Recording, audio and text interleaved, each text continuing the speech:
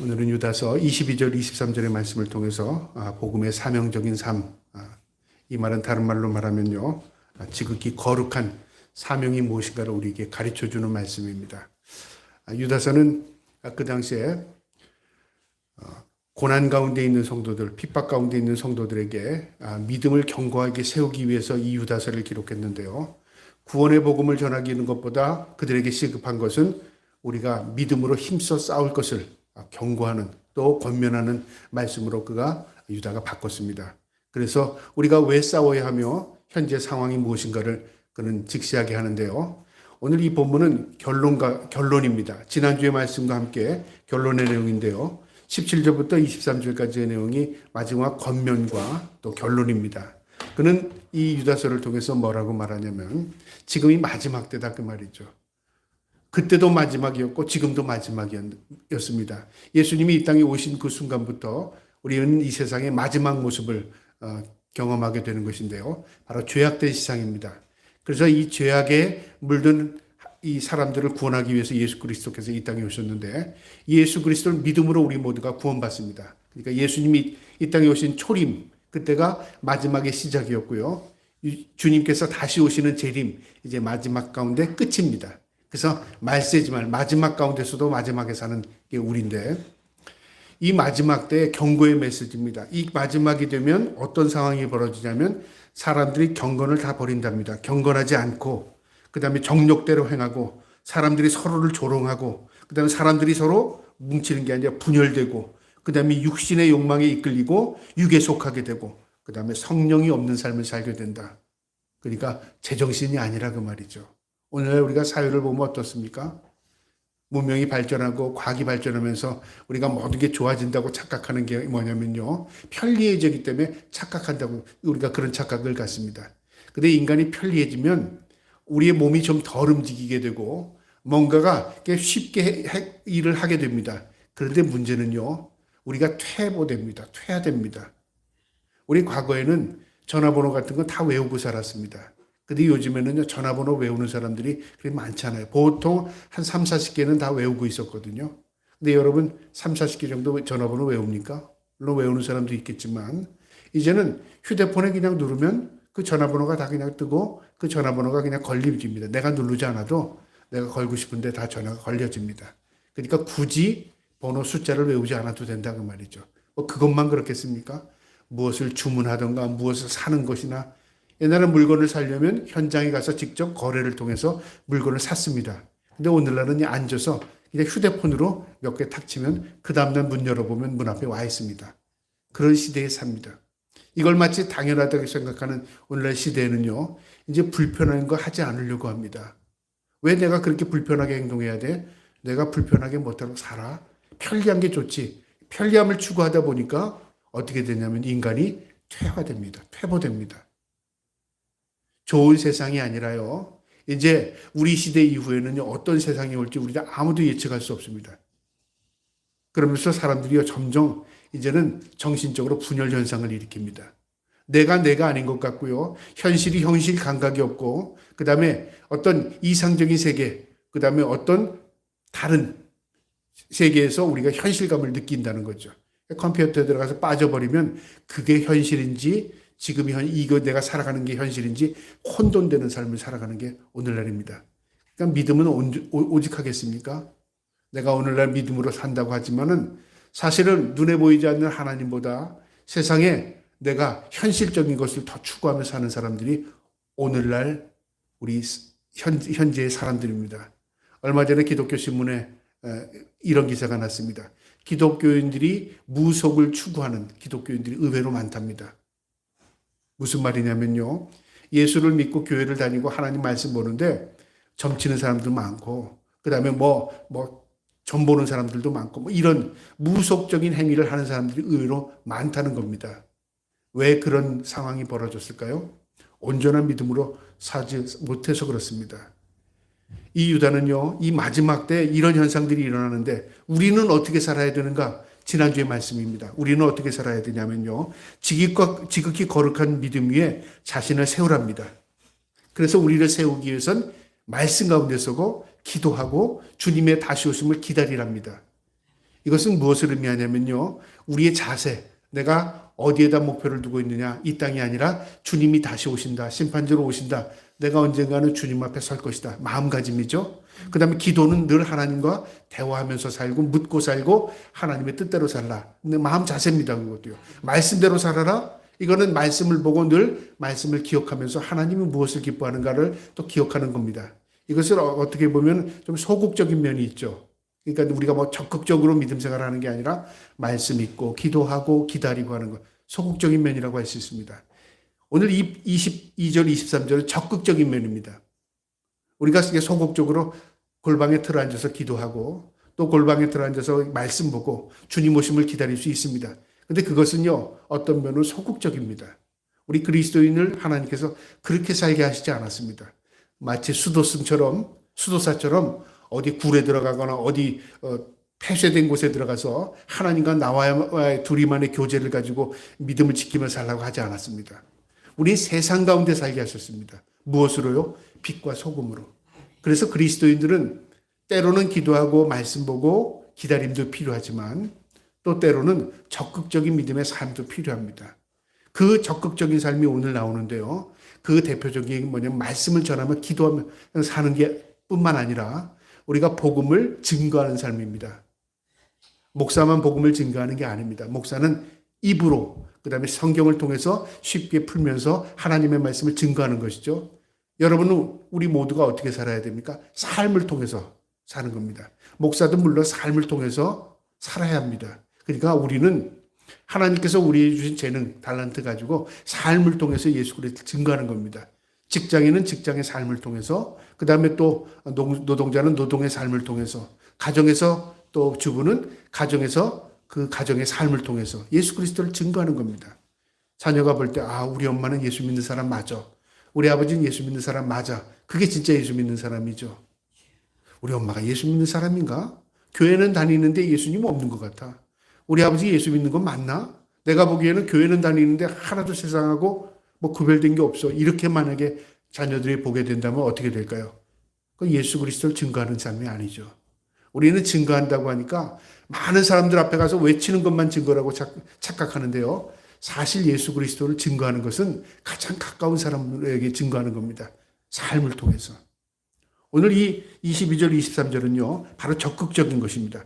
복음을 증거하랍니다. 그 다음에 영적인 너의 삶을 통해서 예수 그리스도 증거하는 그런 의미입니다.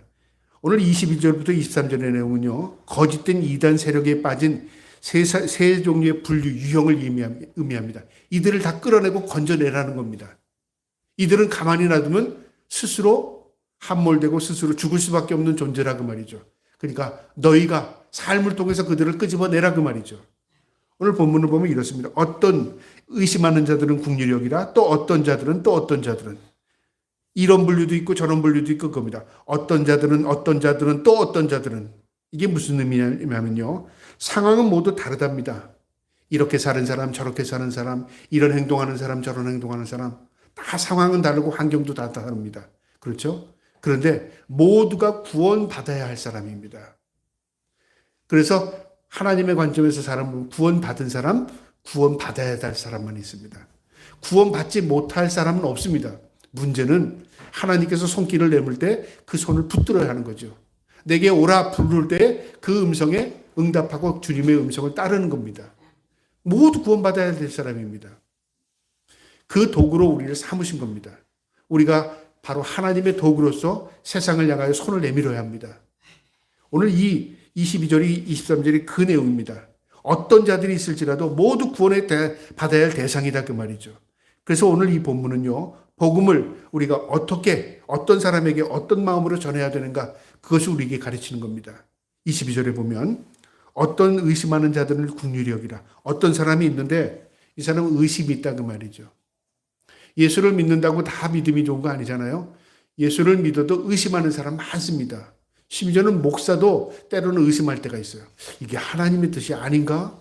믿음이 흔들릴 때가 있죠. 하물며 우리 누구 믿는다고 하는 사람들이 모두 믿음의 반석 위에 섭니까? 안 그렇습니다. 믿음은 흔들립니다. 조금 더 믿음이 견고한 사람이 있고 믿음이 연약한 사람이 있고 또 어떤 사람은 뿌려졌는데 믿음이 자라지 못하는 사람이 있고 어떤 사람은 자라다가 또 엉겅기에 또 시드는 사람도 있고 믿음은 있으나 믿음이 다 다를 수 있다 그 말이죠. 그 가운데 어떤은 의심하는 자가 있다 그 말이죠. 이들을 그냥 너 의심하니까 넌 몰라. 나중에 뭐 의심이 없어지면 그때 잘 믿겠지. 우리가 그렇게 놔두라는 게 아닙니다. 의심하는 자에게 무엇을 우리가 해야 됩니까? 긍휼히 여기는 마음을 가지랍니다. 여기서 이 긍휼은 어떤 의미를 가지는 거냐면요. 여기서 말하는 이 긍휼의 원어는요. 말씀으로 가르치라는 의미입니다. 말씀으로. 그들이 몰라서 의심하니까 그들이 의심하지 않도록 정확하게 설명해 주라 그 말이죠. 요즘에 우리가 세상을 바라보면서 의심의 눈으로 바라보는 게 참 많지 않습니까? 이게 온전인가? 이게 진짜인가? 그럼 설명을 해줘야 됩니다. 나라가 온전히 서려면요. 백성들을 설득하고 설명해 주는 게 누구냐면 위정자들입니다. 그리고 정권을 잡은 자들입니다. 설명이 필요해야 돼요. 근데 독재는 설명이 필요 없죠. 왜 설명이 없냐면 자기 의도대로 이끌어갑니다. 그리고 백성들을 속입니다. 왜 속이냐면 자기가 쉽게 이끌려가려고. 그게 독재로 가는 거죠.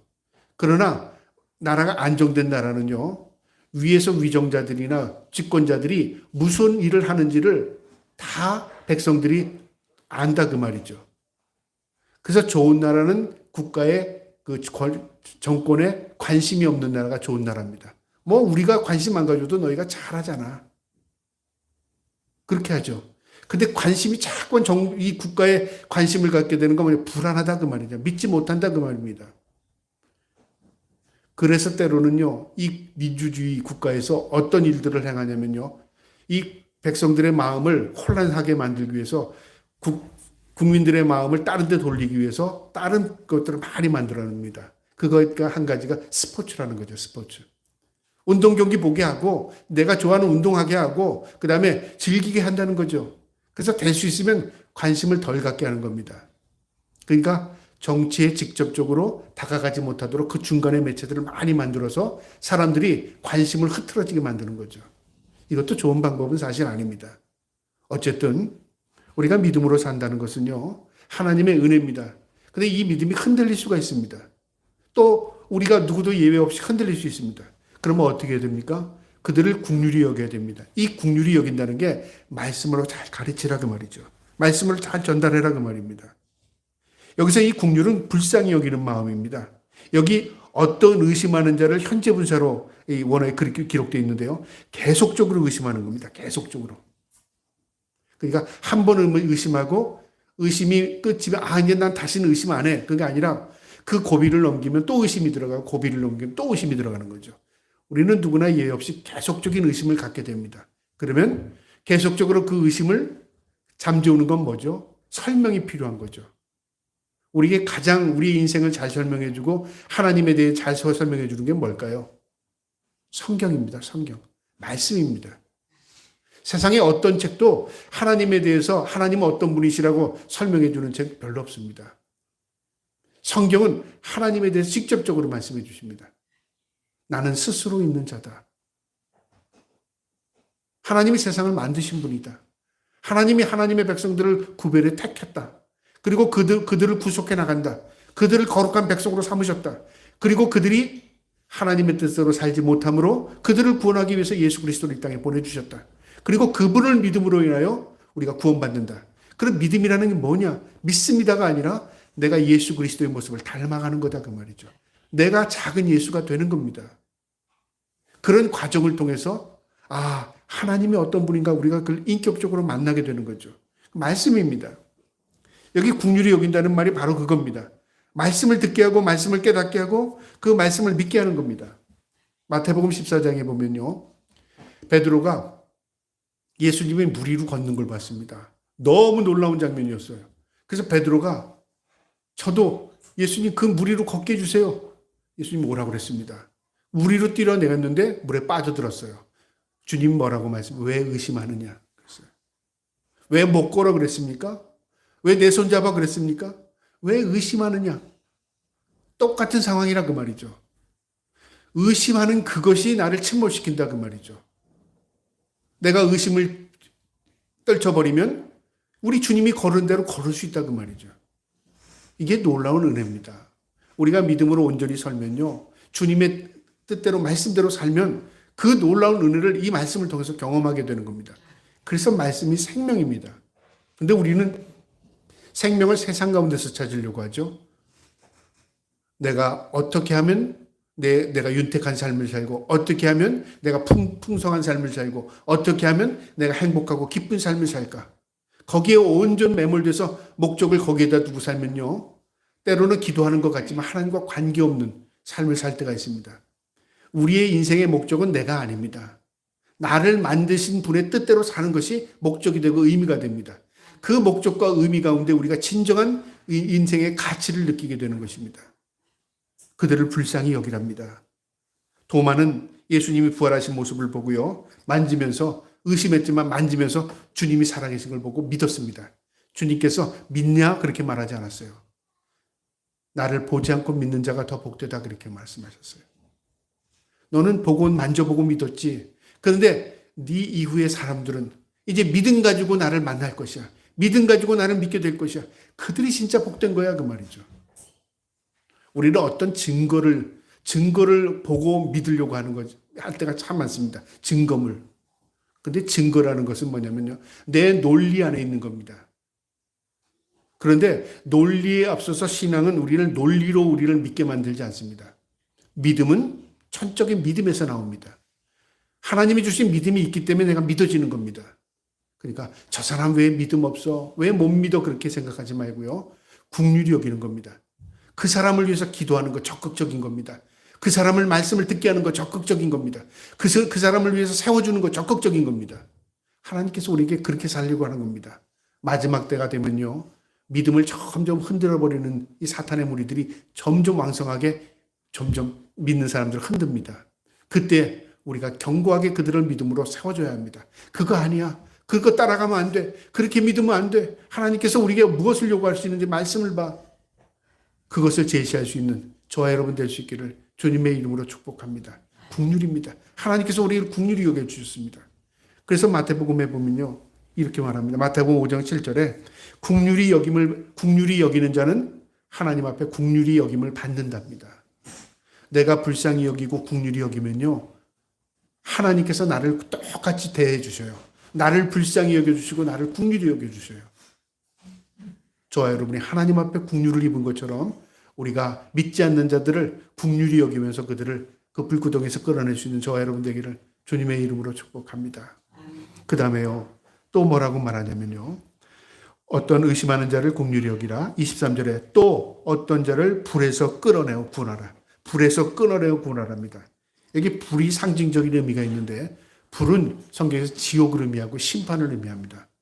불로 심판하잖아요. 불은 구원입니다. 그런데 이 불은 고통스럽고 뜨겁고 소멸시켜버리는 거죠. 심판은 우리를 소멸시켜버립니다. 심판은 우리를 뜨겁게 만들어서 고통스럽게 만듭니다. 심판에 이 빠져있는 자들, 지옥불에 던져진 자들을 끌어내라는 겁니다. 이들이 왜 이 불구덩이에 들어가게 됐을까요? 스스로 그곳에 들어간 겁니다. 그러니까 자신도 그것이 불구덩이인지 모르고 들어간 거죠. 쉽게 설명하면 불나방 알죠? 불나방. 불나방에 불이 켜 있으면 이 모닥불 같은 거나 큰 불이 있으면 그 위를 빙빙 돕니다. 도는 것뿐만 아니라 불나방이 이렇게 돌다가 불 속으로 쑥 들어갑니다. 자기가 다 죽는지도 모르고 불나방은 불 속으로 들어갑니다. 나방이요. 왜 그럴까요?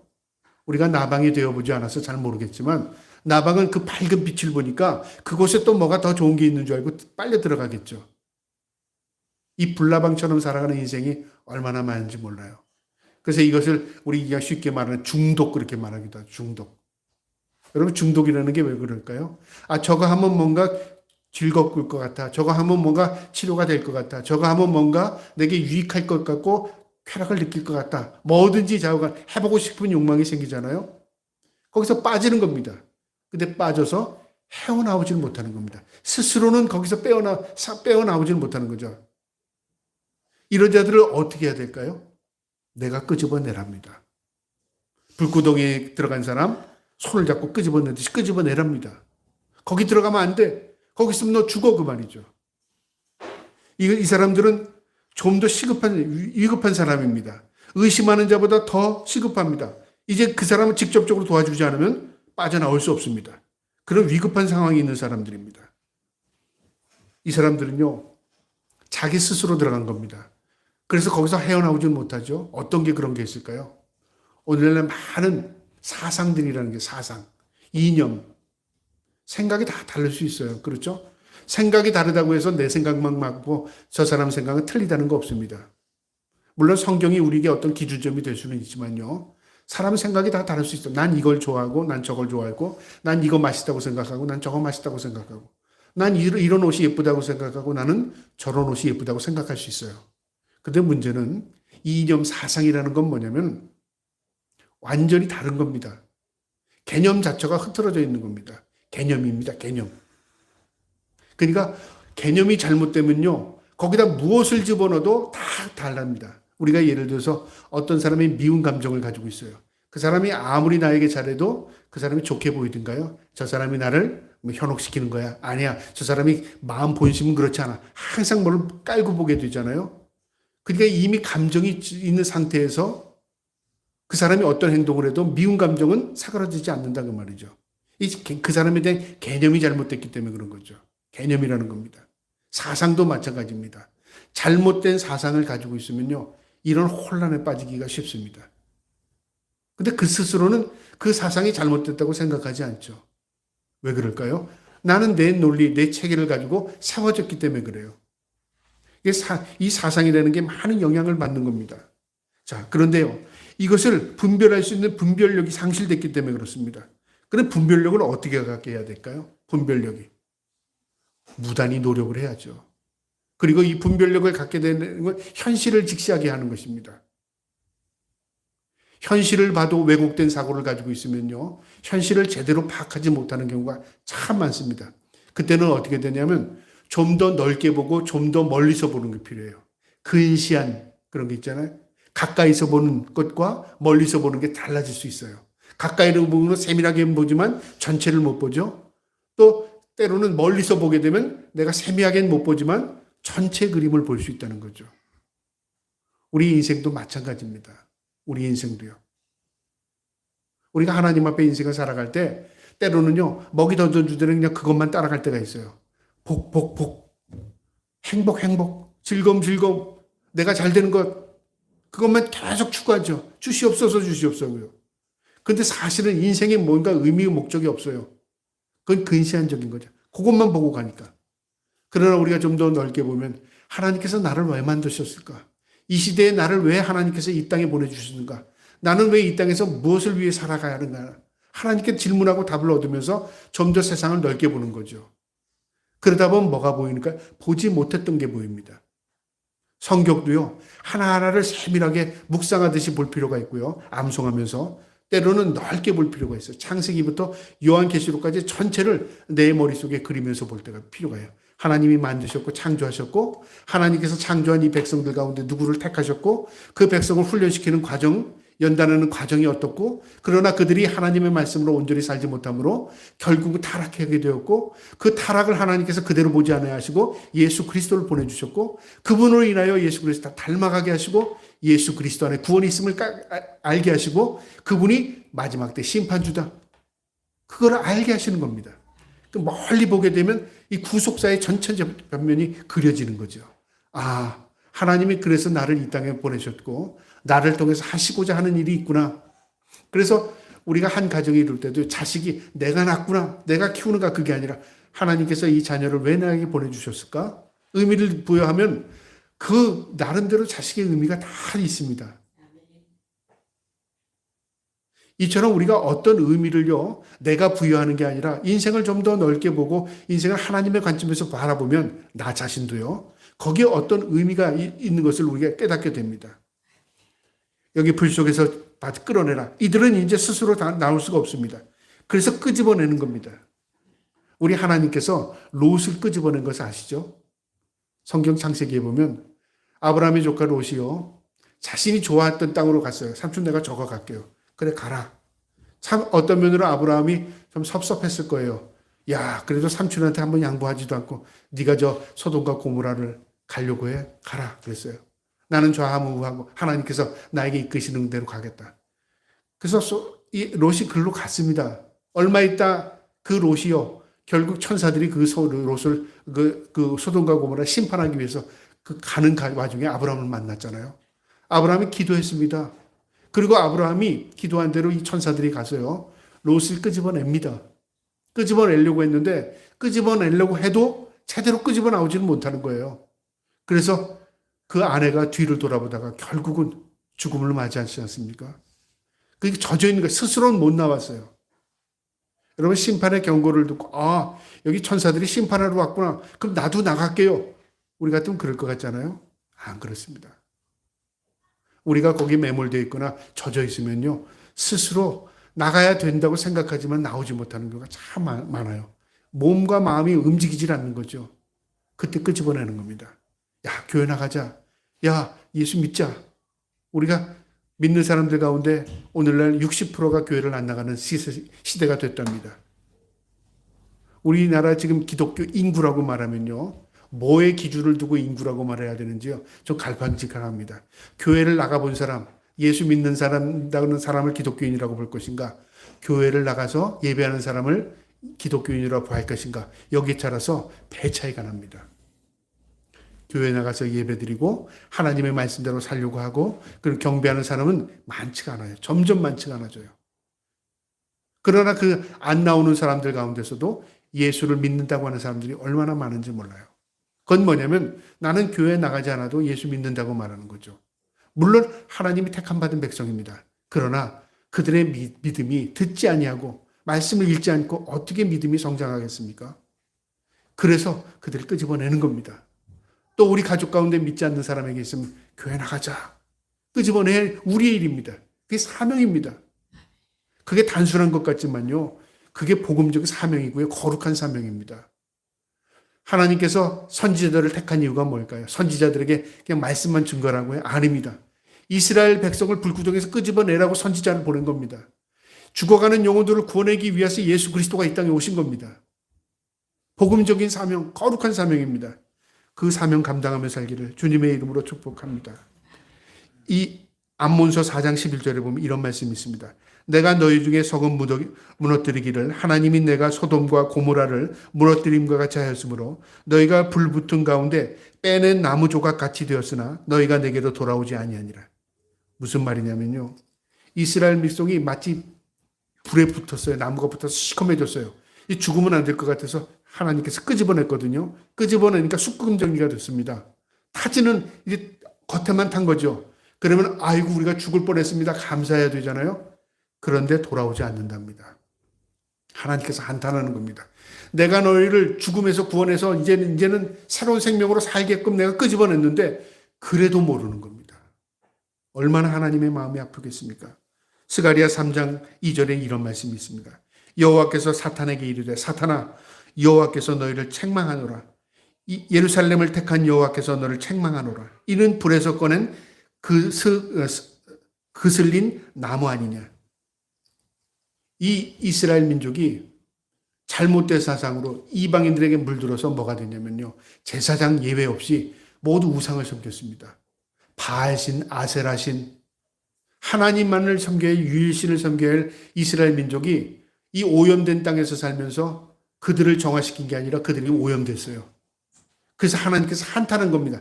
그 책망이면 사탄을 하나님께서 책망하는 겁니다. 사탄아, 여호와께서 너를 책망하노라. 이스라엘을 택한 여호와께서 너를 책망하노라. 내가 이스라엘을 물들겠다 그 말이죠. 사실은 이방인에게 물들었습니다. 그런데 하나님께서 누구를 책망하냐면 사탄을 책망합니다. 내가 하나님의 백성을 물들겠다. 여러분 오늘날 어떤 시대입니까? 우리가 기독교가 보존되는 시대일까요? 기독교가 세상으로부터 물들어갔고 이제 세상의 정치가 종교화됐다잖아요. 교회가 정치화됐답니다. 그런 시대에 우리가 살고 있습니다. 무엇이 옳은지 무엇이 그른지를 제대로 알지 못해요. 우리는 국가를 위해서 기도해야 할 것이 우리의 책임입니다. 그러나 우리 그리스도인들이 국가에서 위정자들하고 맞대서 우리가 싸우는 게 우리의 의미가 아닙니다. 하나님이 능력이 없어서 세상을 그대로 놔두고 보고 계시는 게 아닙니다. 하나님이 지켜보시는 겁니다. 누구를요? 세상을 보는 게 아니라 우리를 보는 겁니다. 우리가 어떻게 살고 있는가? 세상이 점점 어두워지면요, 어둠에 한탄할 것이 아니라 우리가 빛이 되면 됩니다. 우리가 작은 빛이라도 작은 빛이 뭉쳐서 조그만 더 불덩어리에 큰 빛을 내면 됩니다. 그러면 어떻게 될까요? 어둠에서 빛이 더 밝게 빛나는 것입니다. 그런데 이제는 그게 아니라 우리 빛도 잃어가고 세상을 어둡다고 한탄하고 있다면 결국은 어떻게 될까요? 세상에 우리가 함몰됩니다. 우리가 지금 그런 분별력이 없는 삶을 살아가는 겁니다. 하나님이 한탄하십니다. 이스라엘 백성이 이렇게 우상 숭배하고 이렇게 타락하게 된 것은 사탄, 너 내가 가만히 놔두지 않겠다. 하나님 경고하시는 것입니다. 우리가 불 속에 들어가 있는 우리 주위에 있는 많은 사람들이 있다면요, 그들을 위해서 기도할 뿐만 아니라 그들에게 적극적으로 예수 그리스도를 증거하며 살기를 주님의 이름으로 축복합니다. 이게 우리의 사명입니다. 그 다음에요, 또 뭐라고 말하냐면, 또 어떤 자들을 그 육체로 더럽힌 옷까지 미워하되 두려움으로 긍휼히 여기라. 이 말씀의 의미는 뭐냐면요, 옷까지 더러워졌답니다. 여러분, 여기서 말하는 옷은요, 이 헬라어로 속옷을 의미합니다. 속옷이 더러워졌다는 건 어떤 의미가 있을까요? 겉옷이 더러워지는 것은 외부에서 때가 묻는 겁니다. 속옷이 더러워졌다는 건 내 몸에서 더러움이 배어나온다는 거죠. 이미 내가 오염된 겁니다. 내가 물든 겁니다. 내가 오염되고 물들었다면 어떻게 될까요? 다른 사람들도 오염시키고 물들시킬 수 있습니다. 더 심각한 겁니다. 끄집어내야 오염된 겁니다. 그럼 이 사람들은 포기하라 그 말입니까? 그 말이 아닙니다. 자, 보세요. 또 어떤 자들을 그 육체로 더럽힌 옷까지도 미워하되, 육체로 더럽혀진 옷입니다. 옷이 때문에 육체가 더러워진 게 아니라 육체 때문에 옷이 더러워졌습니다. 그러니까 이 사람은 오염된 겁니다. 그러면 이 사람을 끄집어냈다가는 손 닿는데 끄집어낸 부정한 자를 잡으면 나도 부정해집니다. 그래서 이 레위기를 보면요, 부정한 자에게는 손을 대지 말라고 말했습니다. 그리고 부정한 장소에 있을 때는 옷도 빨고 몸도 씻습니다. 부정에 대해서 굉장히 이 레위기는 정확하게 말해주는데요. 그 의미가 뭘까요? 옷 깨끗이 입어라 그 말일까요? 목욕하고 살라 그 말일까요? 거룩이 무엇인가를 가르쳐주기 위해서 씻고 닦고 가까이 하지 않고 멀리하고 하는 것을 가르쳐줍니다. 왜 우리가 거룩한 삶을 살아야 하냐면 하나님이 거룩하신 분이십니다. 그래서 우리가 거룩해야 하나님과 동행할 수 있기 때문에 그렇습니다. 그걸 가르쳐주기 위해서 씻고 닦고 하는 걸 가르쳐주죠. 부정한 것을 만지지 못하게 합니다. 세상에는 이 부정한 사람들이 있습니다. 이들을 우리가 구원해낸다고 이들을 잡아당기면 어떻게 될까요? 우리도 오염됩니다. 예를 들어서 이런 거겠죠. 어떤 사람, 타락한 사람이 있어요. 이 타락한 사람을 내가 그들에게 전도한다고 해서 그 타락의 장소로 들어가요. 그럼 어떻게 될까요? 그들을 타락한 장소에서 끄집어낼 수 있을까요? 우리도 타락한다 그 말이죠. 과거에 저는 이런 경우도 있었습니다. 어느 목사님이 참 불미스러운 일로 제가 너무 마음이 상해서 그 목사님을 하고 이야기하는데, 그 목사님이 이런 얘기를 하더라고요. 내가 그런 장소에 가는 거는 그들에게 전도하기 위해서 간대요. 여러분, 술집에 가는 게 술집에서 전도하기 위해서 술집 들어갑니까? 그 다음에 도박장에 가는 게 그들에게 도박을 하지 말라고 전도하기 위해서 도박장 갑니까? 그런데 갈 필요 없습니다. 그렇게 안 해도 복음을 전도할 곳은 우리가 장소가 많아요. 그곳을 위해서 우리가 가서 전도하는 게 아닙니다. 그런데 때로는요, 변명식으로 그렇게 말하는 사람들도 의외로 많습니다. 여러분, 사탄은 우리를요, 그냥 가만히 보고 있지 않습니다. 우리를 미혹해서 우리가 수렁에 빠지게 만들고 우리가 오염되고 타락하게 만듭니다. 그거의 최고의 기술을 가지고 있는 게 사탄입니다. 그래서 우리가 때로는요, 바라보지 않고 멀리 해야 될 게 참 많습니다. 하나님께서 우리 지키는 방법은요, 때로는 보지 않게 하는 것도 지키는 겁니다. 우리 모든 걸 알고 싶어 하잖아요. 여기는 어떨까? 저기는 어떨까? 그런데 때로는 우리가 관심이 가지 않는 곳이 있을 수 있어요. 난 저런 건 관심이 없어. 그럼 왜 나는 관심이 없까? 그렇게 생각합니까? 아닙니다. 나를 물들지 않게 하기 위해서 하나님께서 우리의 마음을 그렇게 주신 겁니다. 그러니까 오염되지 않죠. 그게 하나님의 은혜입니다. 이런 이 죄악된 곳에 옷이 더럽혀지는 것처럼 이미 물이 든 겁니다. 그것은 미워하라. 이 미워한다는 말은 무슨 의미냐면요, 가까이 하지 말라 그 말이죠. 왜? 전염성이 있기 때문에, 오염성이 있기 때문에. 미워한다 그러니까 미워하라, 저주하라 그 말이 아니라요, 미워한다는 건 내가 멀리하라 그 말입니다. 가까이 하지 마라 그 말입니다. 경고입니다. 그러면서 두려움으로 긍휼히 여기라. 무엇에 대한 두려움입니까? 내가 물들 수 있다. 하나님께서 보면 우리가 물들 수 있기 때문에 우리에 대해서 경고입니다. 그러면서 그들은 포기하라는 얘기가 아니라 우리가 그들을 위해서 경고하랍니다. 경고. 너 그러면 죽어. 너 거기 있으면 망해. 그것을 경고할 수 있잖아요. 멀리 서서. 우리가 가까이서 그들과 함께 살지는 않지만 그들에게 경고의 메시지는 전할 수 있잖아요. 그럼 망합니다. 그럼 죽습니다. 우리의 역할입니다. 그걸 외쳐야 돼요. 우리가 입 다물고 가만히 있는 것만도 좋은 거 아니에요. 그리스도인들로서 세상이 타락하는 것에 대해서 외쳐야 돼요. 잘못된 방향으로 가는 것에 대해서 우리가 얘기해야 돼요. 그건 아닙니다. 잘못된 겁니다. 얘기하는 게 우리의 목입니다. 그것이 그들에게서 외치는 겁니다. 그래서 두려움으로 긍휼히 여기라는 말이 바로 그겁니다. 여기 이 두려움에 대한 내용은요, 경고인데 왜 두려워해야 하는가? 우리가 어떤 죄악에 대해서 두려워하지 않으면 우리가 물리기가 쉽습니다. 하나님께서 우리에게 두 가지 우리 두려움이라는 것이요, 한 가지 기제만이 아닙니다. 두려움이 우리를 보호하기도 합니다. 예를 들어 낭떠러지에 서 있는데 난 두렵지 않아. 저 사람 용감하다 생각합니까? 잘못 행동하거나 바람이 불어서 앞으로 기울면 떨어집니다. 그러니까 가까이 가는 게 좀 두려운 거죠. 그건 자기를 보호하는 겁니다. 그 두려움이 그런 게 있고요. 또 두려움이라는 거 어떤 거냐면 또 이 두려움이나 하나님에 대한 두려움은 또 달라요. 의미가. 우리가 하나님에 대한 두려움이라는 건 뭐냐면 거룩함에 대한 두려움입니다. 무서워서 하나님께 가지 않는 게 아니라 그 거룩함 앞에 우리가 무릎 꿇는 거죠. 그 두려움이 우리를 지키는 것도 있습니다. 또 두려움은 어떤 반대급부로요. 두려움은 어떤 게 있냐면은 이 두려움, 하나님에 대한 이 두려움을 잊으려고 합니다. 자꾸만 두려움을 잊으려고. 그래서 결국은 어떻게 되냐면 두려움 때문에 우리가 성장하지 못하는 경우도 있어요. 그래서 두려움을 떨쳐버려라. 두려워하지 말라, 무서워하지 말라. 내가 너와 함께 하리라. 참으로 내가 너를 도와주리라. 이 말은 뭐냐면 우리가 믿음이 없기 때문에 또한 두려움을 갖기도 돼요.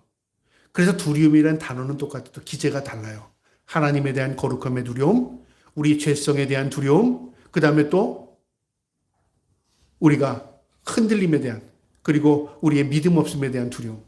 어쨌든 이 두려움이라는 것은요, 나를 지키기도 하지만 때로는 이 두려움 때문에 우리가 온전한 믿음으로 서지 못하는 경우도 있습니다. 그래서 하나님께 기도해야 합니다. 하나님, 때로는 두려움을 몰아주세요. 두려움을 갖지 않게 해주세요. 하나님 앞에 기도해야 되기도 하고요. 때로는 이 두려움 때문에 하나님, 내가 세상의 미혹에 빠지지 않고 오직 주님만을 붙들고 살게 해주세요. 그런 마음을 갖기도 해야 합니다. 갈라디아서 6장 1절에요. 형제들아, 사람이 만일 무슨 범한 죄를 일이 드러나거든 신령한 너희는 온유한 심령으로 그러한 자를 바로잡고 너 자신을 살펴봐 너도 시험에 받을까 두려워하라. 온전한 심령으로 이 죄악에 빠진 자들을 바라보고요. 그들을 바라볼 때 너도 빠질 수 있다는 것을 생각하고 두려움을 가지랍니다. 이 경고입니다. 또 잠언 23장 4절에 보면 이런 말씀이 있습니다. 부자 되기를 애쓰지 말고 내 사사로운 지혜를 버릴지어다. 왜 이 말씀을 전하냐면요, 부자 되기를 힘씁니다. 우리는 누구나 다 잘 살기 원합니다. 행복하기 원합니다. 그래서 물질이 많으면 내가 행복할 것으로 생각하죠. 그런데 성경은 분명히 경고합니다. 부자 되기를 힘쓰지 말랍니다. 힘을 거기다 소비하지 말랍니다. 왜 그럴까요? 그 사사로움 때문에 결국 내가 온전한 삶을 살지 못한다 그 말이죠. 그래서 그 뒷말이 내 사사로운 지혜를 버리라 그랬습니다. 그러니까 내 욕심 욕망 버려라 그 말이죠. 죄는 어디서부터 오냐면요, 욕심에서 옵니다. 욕심은 어디에서? 우리 욕망에서 옵니다. 죄가 잉태한 즉 뭐가 났죠? 사망을 낳습니다. 그러니까 우리가 항상 우리의 삶의 주인이 하나님을 의식하고요, 내가 세상 가운데 있을 때 내가 하나님의 말씀으로 살아야지, 기도로 살아야지, 그리고 하나님의 때를 기다려야지. 그것은 우리가 믿음의 고백입니다. 그 다음에 우리가 적극적으로 하나님의 말씀대로 우리가 복음을 증거하며 살아야지. 내 삶이 하나님의 기쁨이 되는 삶을 살아야지. 그렇게 산다면 우리가 마지막을 준비하는 삶입니다. 그것이 주님 만날 사람의 모습입니다. 저와 여러분이 이 험난한 세상 가운데서요, 세상을 바라보면서 주님 만날 길이 좀 다가오는구나. 내가 믿음으로 점점 더욱더 살아야 되겠구나.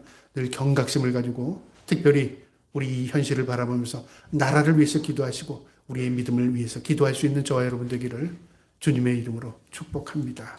아멘.